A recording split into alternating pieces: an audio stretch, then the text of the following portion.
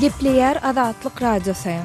Akşamyz hayrly bolsun gaderly dinleyijiler. Şuň 2016-njy ýylyň 19-njy maýy hepdäniň penşenbe güni. Habarlar günnäli gepleşigimizde Pragdaky studiýadan men Sähra alyp barýan. Şuňky programmamyzda Orsetň Döwlet Dumasynyň ýurtda milli gwardiýa döretmek baradaky kanun taslamasyna goldaw bildiren hakda taýýarlan raportymyzda Putin bu başynyň ekstremizme we guramaçylykly jenaýatçylyga garşy görüş ýokdugyny aýtdy.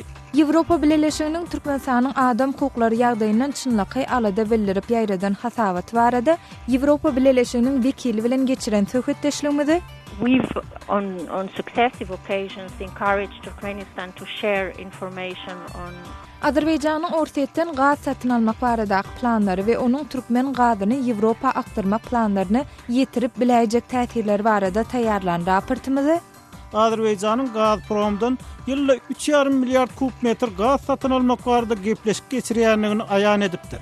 Lewap vilayatynyň Türkmenabad şäherinde degişli resmiýlerin ýaşaýjylardan elektrik ölçüýüji gurarlary oturtmagy tapşyryp başlandygy barada habarçymyň berjek maglumatlaryny şol enjamlaryň hökmeni ýagdaýda döwlet idarasyndan satyn alınmagy talap edilýär.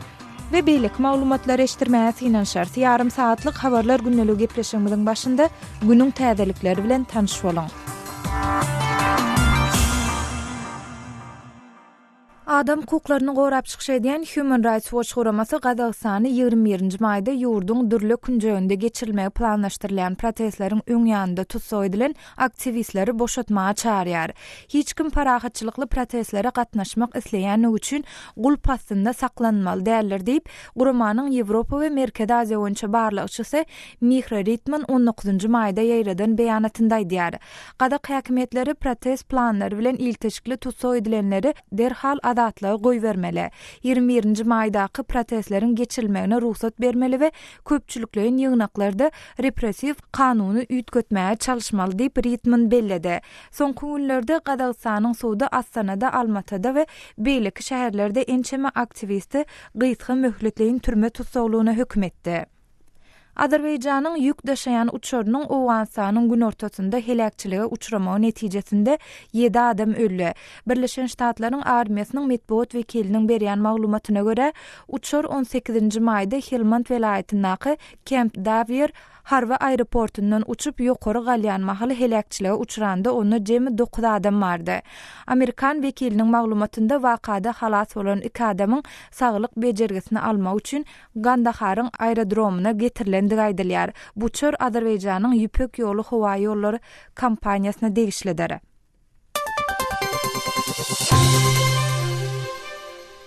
Täjikistanyň häkimetleri ýurduň mesjidleriniň 5 imamyny ekstremist pikirleri öňe sürmekde we ýaşlary islamçy söwüşçü topara goşulmagy hakyna tutmakda aýplap tutsak etdiler. Täjikistanyň Kanibodom Sewitiniň dini işler boýunça departamentiniň başlygy Hasan Boboşukurowyň 19-njy maýda beren maglumatyna görä, imamlaryň 4-si geçen hepde tutsak edilýänçe ýurduň Demiradygynaky owa mesjidleriniň ibadatlaryna ýolbaşçylyk edýärdi. Täjikistanyň hukuk goraýjy organynyň yerli resmisi adynyň efirde tutulmadygy şerti bilen Azatlyk Radiosynyň täjik gullugyna beren maglumatynda bu toparyň daşary ýurtlardaky uruşa gatnaşmak üçin ýaşlary hakyna tutmakda işçiň hereket edendigini aýtdy. Şu ýylyň ýanwar-aprel aýlary aralygynda Suud welaýatynyň Konibodom we beýleki etraplarynda 15 musulman imamy tutsak edildi. Owganistanyň resmiýleri ýurduň gün ortasyndaky Zabul welaýatynda bir polisiýa işgäriniň ödüniň 8 kärdeşini atyp öldürendigini aýdýarlar.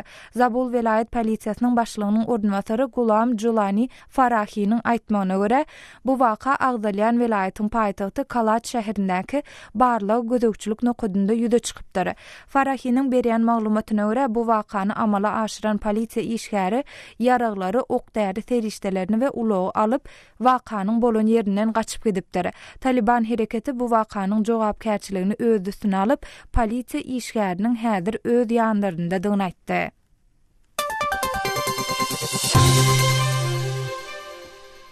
Makedoniýanyň suwdy 5 söwüşçüni Islam döwleti atly topara gatnaşmakda we bu topara söwüşçüleri hakyny tutmakda 4,5 ýyl türme tutsaglygyna hökm etdi. 18-nji maýda Skopje'niň jenaýat suwdy agdalýan 5 adamyň daşary ýurt armiýasyna goşulmakda günäli tapylandygyny aýtdy. Gurun edilen adamlar ýönkölýän aýplamalar dogrusunda özleriniň günäliliklerini boyun aldylar.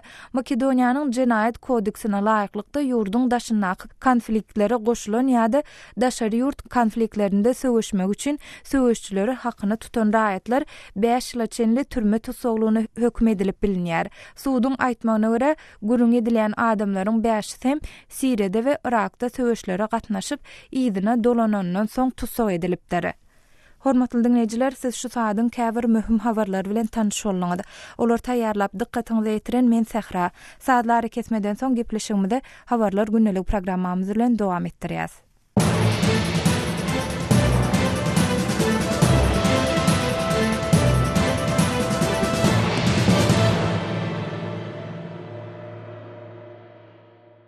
Orsetň Döwlet Dumasy ýa-da parlamentiň aşaky öýü ýurtda Milli Gwardiýa döretmek baradaky kanun taslamasyna gollaw bildirdi. Şol bir wagtda oňa kommunistler garşy çykdylar.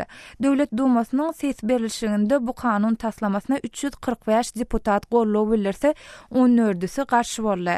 Bu barada kardeşim Ýowşan Annurwanyň berjek jekmejek maglumatyny bilelikde dinläliň. Orsetň deputatlary Milli Gwardiýa döretmek ideýasyna deslapky tasdiknamany berdiler. Olaryň käbir Kremliň mümkin bolan gowgalaňlara garşy bir gural hökmüni täze güýjemä täsdigini aýtdy. Döwlet Dumasy ýa-da parlamentiň aşaky 18-nji maýda bu kanun taslamasyna ilkinji goýuşda gollaw bildirdi we oňa diňe kommunistler garşy çykdy. Prezident Vladimir Putin Orsetň Milli Gwardiýa döredýänligini geçen ay eglan etdi we oňa başlyk edip öz zan penalarynyň odolky ýolbaşçysy Viktor Zolotow bellejakdygyny aýtdy. Putin bu goşunyň ekstremizme we guramaçylykly jenaýatçylyga garşy görüşjekdigini aýtdy. Emma synçylaryň käbir munyň Kremliň ykdysat çökünlik mahalyna mümkin bolan anti-hökümet protestlerinden gorkusyny görkezýändigini aýdýar. Kommunist Vyacheslav Tetekin Milli Gwardiýa baradaky çekişme wagtyny bu çäre öz partiýasynyň uzaga çekjek ykdysat çökünlik bilen aradaky baglanyş hökmüne garaýandygyny aýtdy. Milli Gwardiýanyň döredilmegi ýurtdaky sosial we ykdysady ýagdaýlaryň yaramazlaşmagy bilen baglyp olaýtdy. Döwlet Dumasynyň ses berişliginde bu kanun taslamasyna 345 deputat gollaw bildirse, 14-si garşy çykdy. Kommunistler fraksiýasynyň köp bölegi bu ses berişlige gatnaşmady. Orsetň ykdysadyety geçen ýyl neft bahalarynyň aşak gaçmagy we Moskwanyň Ukrainadaky agresiýa sebäpli girilen günwatar sanksiýalar derarly çuň we dowamly çökünlige düşdi. Putiniň jemgyýetçilik gollawy ýokary bolmagyna garly, emma ekspertleriň pikirlerine görä, ykdysady krizis jemgyýetiň barha giň gatlagyna täsir ýetirdigiçe bu ýagdaýyň üýtgenmegi mümkin. Ykdysadyýetyň azawlyk aýňaly şalamatlaryny görkezýändigine garamazdan Kreml sentýabrda geçmeli parlament saýlawlaryndan we 2018-nji ýyldaky prezident saýlawlarynyň syýasy ýagdaýlary berk gözegçilikde saklamak isleýär. Milli Gwardiýa döretmek belki de golaýlap gelýän saýlaw bilen baglydyr diýip Tetekin aýtdy. 2011-nji ýylda bolan parlament saýlawlaryna Kremliň peýdasyna galplyk edilenligi barada habarlar Moskwada Putiniň dolanýaryna garşy köpçüliklerin protestleriň mögzäp galmagyna getirdi. Soňky ýyl gaýtadan saýlanan Putin bu ýagdaýa oppozisiýany jylawlayan repressiw kanun taslamalary bilen jogap berdi. Täze kanun taslamasy Milli Gwardiýany köpçüliklerin gowgalanyňlary basyp ýetirmekde ulanajak arsenal, gün edici granatlar, pitne garşy ulaglar bilen üpçün eder. Ýöne Milli Gwardiýanyň agdalary ýaragly garşylyk görkezmedik ýagdaýlaryna göwrele ýarlara we çağlara garşy güýjülänip bilmeliler. Bu Gwardiýanyň raýatlar tutsak etmek, dokument darlamak, derur bolanyna şol sany pitne boljak ýerleriň daşyny baglamak ygtyýarlary bar. Gwardiýalar guman edilýänleri 3 sagatdan artyk tutsaklykda saklap bilmez. Şeýle dolar tutulan adama öz hukuklaryny düşündirmeli bolar. Oňa telefon etmek, görkezme bermekden ýüze gurmak hukuklaryny berer. Kanun köpçüliklerin habar terişdelerinin Milli Gwardiýanyň eskerleriniň we olaryň maşgal agdalarynyň ýerleşýän ýerleri barada maglumat bermegini gadagan edýär. Olar adatdan nasar ýagdaý mahalyny ulaglaryň we piýadalaryň gatnagyny gadagan edip, jaýlara girip raýatlaryň ulaglaryny jenaýatçylar kowlamak üçin ulanyp bilerler. Şeýle dolara bu ýagdaýda ýara we güýj ulanmagy ygtyýar berilýär. Urus metduatynyň hasaplamalarına görä, Milli Gwardiýanyň eskerleriniň sany hem içeri işler ministrliginden hem pitne garşy polisiýadan adam çekmek bilen 400 000 çenli ýetip biler. Kanun tasdimasynyň tanqidçileri bu ýagda ýurdun polisiýa güýçlerini gowşadar we olaryň jenaýatçylyga garşy göreş ukyýuny pehelder diýerler. Aşy milletçileriň lideri Vladimir Zhirinovskiy parlament çekişmesi mahalynda Milli Gwardiýanyň döredilmegi islenip bitneçini, revolutsionerler we ekstremistler muýra getirmek üçin ören wajyp diýdi. Eger-de Gorbaçow şeýle kanuny kabul eden bolsady, onu 1991 bolmady diýip ol Sowet Soýuzynyň dargamagyny nazarda tutup aýtdy. Zhirinovskiy Kreml täze goşuny ýaş watançylary toplamagy, olary jomartlyk bilen maliýeleşdirmäge, owadan geýindirmäge çagyrdy. Şonda biz revolýusiýa, gowwa, gowgulun ýa sözleri eşitmer diýip ol aýtdy. Kärdeşim Ýowşan Anurwanyň taýýarlan maglumatyny dinlediňiz. Gepleşigimizi goňşy Wansana deýişli maglumatymyz bilen dowam etdirýäs. Wansanyň beýleki welaýatlaryna görä iň bir asuda hasaplanýan Balx welaýatynda hem howpsuzlyk şertleri yaramazlaşýar. Soňky hepdeleriň dowamında söýüşçüler bu welaýatyň paýtagty Mazar-i-Şerif şäherine hem terroristik hüjümleri amala aşyrdylar. Häzirki wagtda Balx welaýatynda söýüşçülere garşy harba operasiýalar geçirilýär. Bu harba operasiýalar barada Wansana habarçymyz Şamerdanguly Murady giňişräk maglumat taýýarlady. Demirgazyk Awganystanyň Balx welaýatynyň hakiminiň wezipesini ýerine ýetirji Ata Muhammed Nuruň ýol başçylygynda bu welaýatda jeňçilere garşy harby operasiýa geçirilýär. Kişindi etrafında geçirilen harby operasiýada 17 jeňçi öldürildi. 20 golay jeňçi diri tutsak edildi. Jeňçileriň arasynda daşary ýurtlaryň bardygyny resmiler aýdýar. Balx welaýatynyň Çarbölek Çymtal Hulum etrafında şu gün 19-njy maýda da jeňçilere garşy harby operasiýa alınıp barylýar. Harby operasiýanyň netije berendigini Balx welaýatynyň polisiýasynyň howpsuzlyk idarasynyň başlygy Abdurrazzak Kadiri aýdýar. Ençeme etrafdan jeňçileriň ýa serpiktirlendigini Kadiri ma'lum edýär. Mazar-i-Şerif şäheriniň üç tarapyndan jeňçiler howp hawandyrýardy. Etraflaryň obalaryny jeňçiler iýeläpdi. Harby operasiýada jeňçilere uly zarba uruldy. Onlarça jeňçi helak boldy. Ençemesi tutsak edildi diýip general Kadiri aýtdy. عملیاتایی که در ولسوالی کشنده ولسوالی‌های چمتال چاربولک صورت گرفت دشمن سرکوب شد. Balx welaýatynyň 15 etrafy bar. Welaýatyň 2 etrafy Amederi arkaly Özbegistan bilen serhetleşýär. Etraflarda Özbegistanyň Islam herekatynyň agzalary ýerleşipdir. Balx welaýatynyň hakiminiň wezipesini ýerine ýetirji Ata Muhammed Nur welaýatda jeňçiler üçin ornuň ýokdugyny aýtdy. Balx welaýatynyň jeňçileriň mazarlygyna uruljekdigini ol nogtady. Talep söwüşçilerine we olaryň himayetkarlaryna biz ders bereriz. Balx welaýatynda jeňçiler Awgan güýçlerine garşy göreşmegi howes etmesin. Jeňçileri ýok etmäge biziň ýeterli güýjümiz bar. Balx welaýatynda ýagdaý gadallygynda galar. Welaýatyň bir obasynam jeňçiler ele geçirip bilmez diýip Ata Nur aýdýar. چنان قبرستان جور شد کسی که آمده بودن طالبا و دیگه بادرانشان هم میگم که با بلخ خصوصا شوق جنگ نکنن. Awgan polisiýasynyň Demirgazyk Awganystandaky bölüminiň başlygy general Hasibullah Qurayşynyň aýdysynça 2 aýyň dowamında 500 töwerek jeňçi öldürilipdir. Jeňçileriň ýaragy we böleki harby enjamlary Awgan güýçleriniň eline düşüpdir. Balx welaýatynda şu gün hem Awgan güýçleri jeňçilere garşy söwüşýär. Welaýatyň etraflarynda jeňçilere garşy harby operasiýa geçirilýär diýip general belledi. 502 نفر از دشمنان نظام افغانستان کشته شده، جنگ افزارشان نیروهای امنیتی افتاده. همین لحظه ولایت بلخ عملیات‌ها راه اندازی داره. Balx welaýaty hususan Mazar-i-Şerif şäheri howpsuzlykdan bir näme normal hasaplanýardy. Ýöne soňky günlerde Demirgazyk Awganystanyň bölek welaýatlarynda bolşýaly Balx welaýatynda da howpsuzlyk şertleri yaramazlaşdy. Mazar-i-Şerif şäherinde hem jeňçiler terroristik hüjümleri amala aşyrdy. Balx welaýatynyň 6 etrafynda türkmenler hem gowçum bolup ýaşaýar. Türkmen obalarynda hem jeňçileriň bardygyny ýerli ýaşaýjylar aýdýar. Şaýmerdan oğlum Radi, Kabuldan Azatlyk radiosu. Gepleşigimizi Türkmenistana deýişli maglumatlarymyz bilen dowam etdirýäs.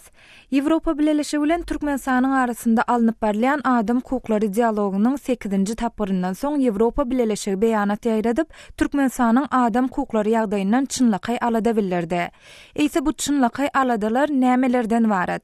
Kärdeşim Muhammed Tahir bu soraw bilen gyzyklanyp Ýewropa Birleşiginiň daşary işler boýunça edarasynyň Orsiýet Günnor hyzmatdaşlygy we Merkez Aziýa boýunça metbuat wekili Maya Koçinyan çiçilen söhbetdeş olup agzalyan aladalar barada jekmejek maglumat bermek soradı.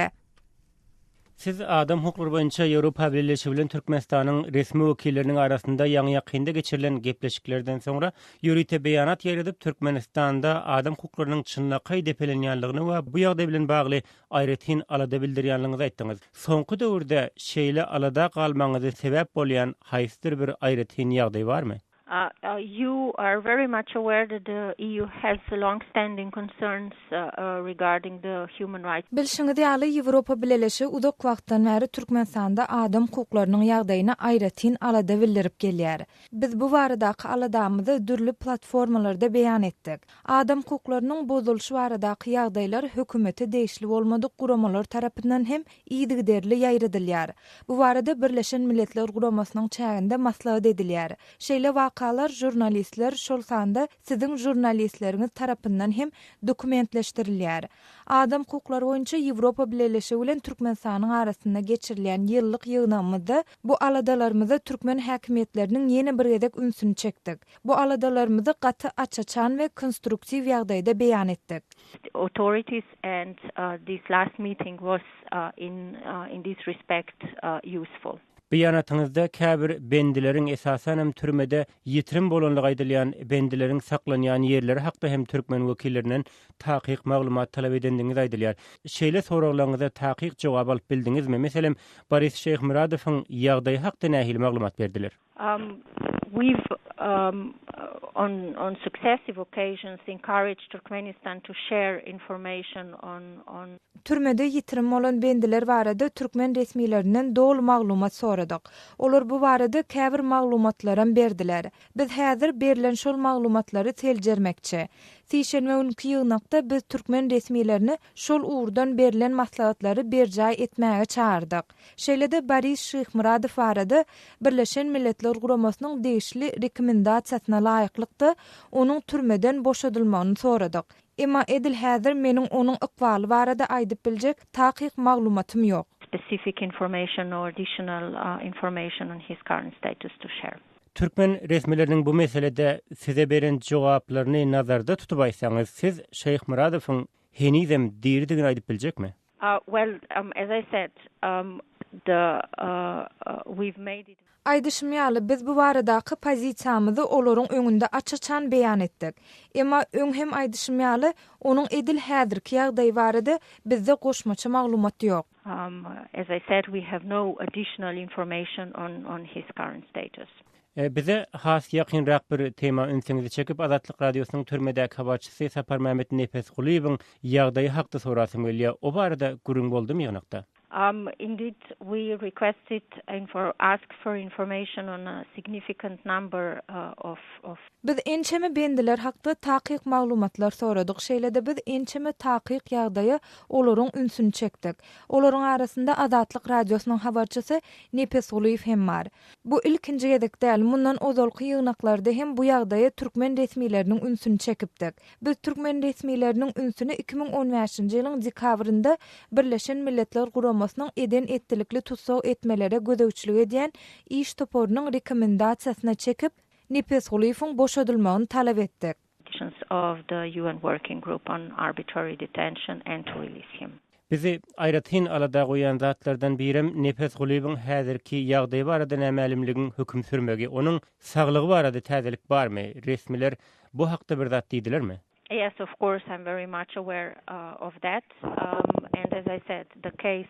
Elbette aladaňda düşünýäs. Nefes Gulyýewiň ýagdaýy gozally. Biz türkmen resmiýetlerinden onuň ýagdaýy bilen bagly berilen değişli rekomendasiýalara gulak asyp, onu boşatmaklaryny soradyk. Edil häzirki wagtda bu meselede goşmaça maglumat bermäge ýagdaýym ýok.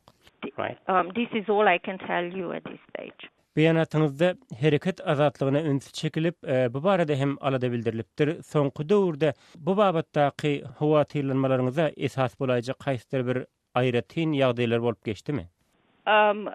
We as you've seen in our statement, we've Hereket azatlygy barada beýanatymyzda öňe sürülen pikirler haýsydyr bir takyk waka ýa ýagdaýa esaslanmaýar. Emma hökümete degişli bolmadyk, dürli guramalaryň raportlaryndan hem belli bolşýaly, käbir adamlaryň ýurtdan çykmagyna ruhsat edilmediligi bilen bagly wakalar wagtal ýüze çykyp durýar. Şeýlede vilayetlerden gelip Aşgabatda ýaşamak we işlemek isleýän adamlaryň başdan geçirýän ýagdaýlaryny, kynçylyklaryny hem bilýäs. Bu aladalar şu we şuňa meňdeş ýagdaýlar nazarda tutulup orta atyldy. Who wish to settle and work in the capital. So this was raised in this context. Kardeşim Muhammed Tahirin Ýewropa Birleşiginiň daşary işleri boýunça edarasynyň Orsiýet Günnor hyzmatdaşlygy we Merkez Aziýa boýunça medpuat wekili Maya Koçunyançyç bilen geçiren söhbetdeşligini diňlediňiz.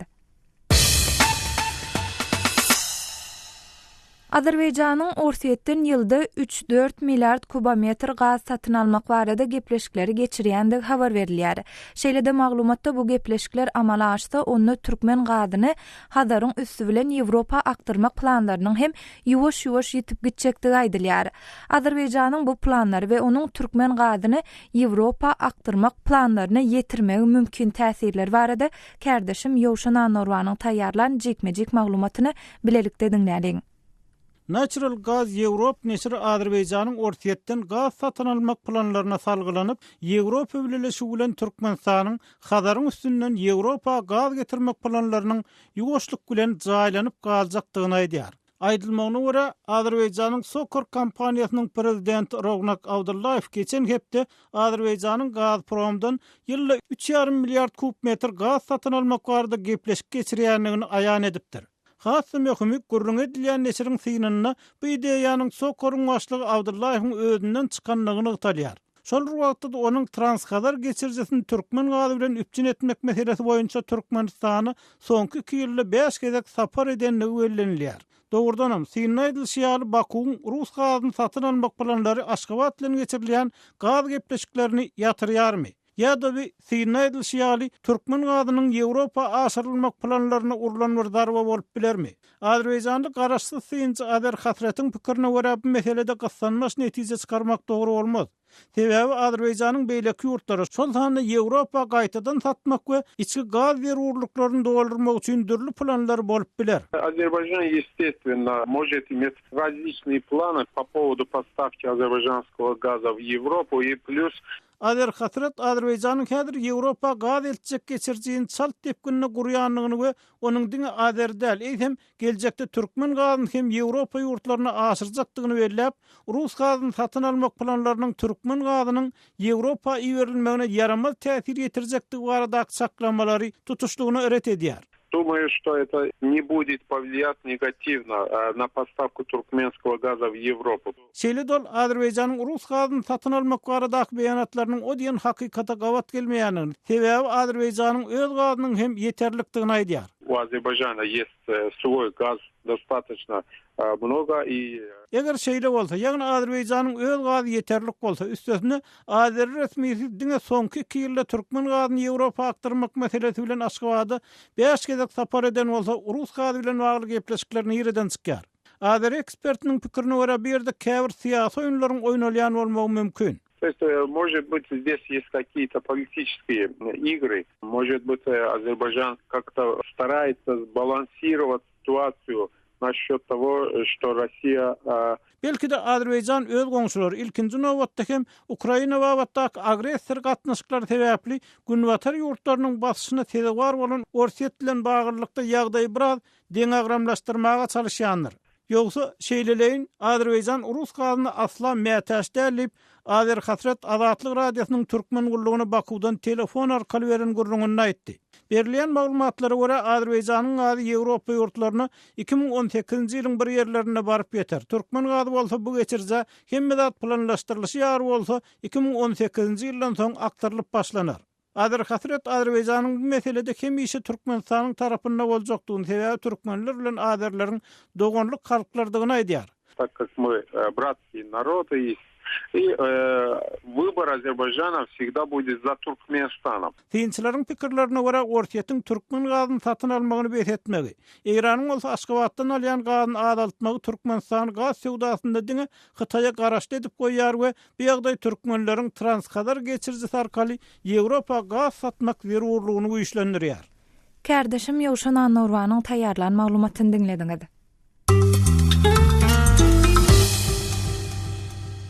Gepleşigimizde Lewap vilayatynyň gelip gowşan maglumatymyzy bilen dowam etdirýäs. Lewap vilayatynyň Türkmenabad şäherinde ýaşaýjylardan elektron görnüşdäki täze elektrik hasaplaýjy enjamlary oturtmaklyk talap edilýär. Bahasy takminan 130-150 manada barabar bolan bu enjamy hökmany döwlet edaralarynyň satyn almak tapşyrylýar. Lewap vilayatynda habarçymyz Rowşan Çaryfoň taýýarlan maglumaty. Soňky döwürler Lewap vilayatynyň elektroenergiýa gözegçilik edarasynyň işgärleri ilata we kärhanalara täze elektron görnüşdäki elektrik hasaplaýjy enjamlaryny dakmagy talap edýär. Bu talap soňky günlerde hasitleşdi. Bu tagalla esasan vilayatyň paýtagty Türkmenabadda gözeýilýär. Garaşdylyk ýyllarynyň märi ilatyny mot elektrik tok bilen üçin edip gelýän Türkmenistanda resmiler bu çäräni ýurdun bazar ykdysadyetine geçiş tagallasy bilen düşündirse, bu adyma ýurdun ykdysady ýagdaýynyň barha yaramazlaşýandygynyň alamaty hökmünde garaýanlar hem bar. Elektron görnüşdäki elektrik hasaplaýjy enjamyň bahasy we onu daktyrmagyň özü takminan 130-150 manada barabar bolýar. We şol enjamlaryň hökmäni ýagdaýda döwlet edarasyndan satyn alınmagy talap edilýär.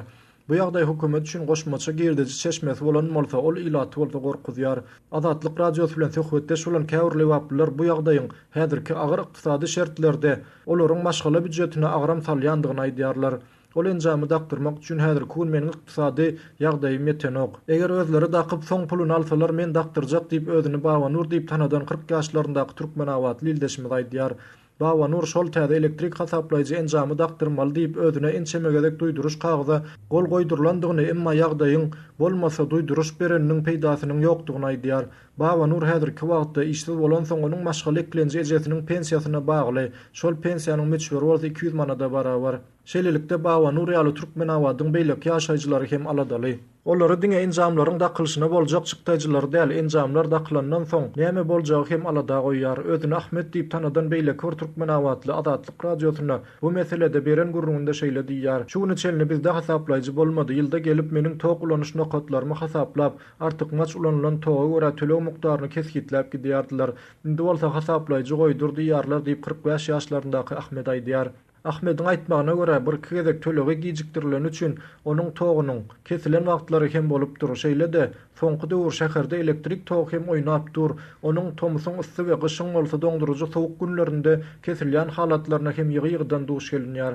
Ahmet hökümet edarasynda işçi we onuň aýlyk girdejisi 700 manat, onuň aýlygy hem mudama wagtynda berilip durmaýar. Onuň üstesinde ol üç çagaly maşgalasynyň eklejisi. Şeýlelikde Ahmet 130-150 manat hasaplaýjy daktyrmagyň özü üçin kyn boljagyny aýdýar. Emma elektrik ölçeýjy enjamlary dakmak bilen wezipelendirilen adamlar bolsa şeýle ýagdaýlardan habarlydygyny, emma özlerine berilen plany dolmakda başga çäreleriniň ýokdugyny aýdýarlar. Maňa günde plan boýunça 10 sany täze hasaplaýjy goýmaly diýýärler. Men ona ilaty aýdyp çyksam oňa ýagdaý ýetýän bar, ýetmeýäni bar. Düşündürüş işlerini geçirýän, duýduruş berýär. Başga näme deýin? Ondan da şara ayda 15.000 manat toplap tawşyrmaly. Bu gaty agyr jogapkärçilik diýip özüni atajan diýip tanadan 25 ýaşlaryndaky ildeşimi aýdýar.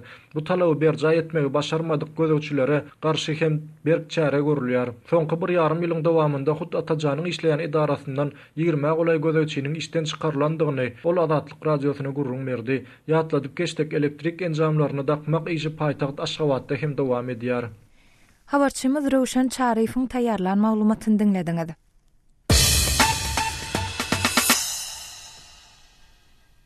Hormatly dinleyijiler, gepleşigimizde efire eden maglumatlarymyz barada öz pikir araşlaryňyzda bellikleriniňizi biziň bilen paýlaşmak isleseňiz biziň metbot email belgisi gmail.com email adresimde hatura edip bilersiňiz. Ýa-da biziň bilen Moskwadaky telefon belgimiz 7926 236 04 55 jaň edip ýa-da SMS ýazyp habarlaşyp bolar. Şeýle-de biziň bilen Line sosial ulgam arkaly hem habarlaşyp bilersiňiz. Line ID-miz ýagny salgymyz Azat Habar. Bizi Facebook, Kontakty sosial ulamlarynda hem tap bilersiňiz. Bu ulamlarda bizi gözlegi bölümine Azatlyk radiosu Azat Habar ýazyp tap bolar. Hormatly dinleyijiler, şunuň bilen habarlar günnelik gepleşigimizi hem geçirip oturýas. Programmany Pragdaky studiýadan men Sähra alyp berdym. Saatlar kesmeden soň gepleşigimizi ýazgyda dinläp bilersiňiz. Adatlyk radiosynyň tolkunlaryndan aýrylmaň.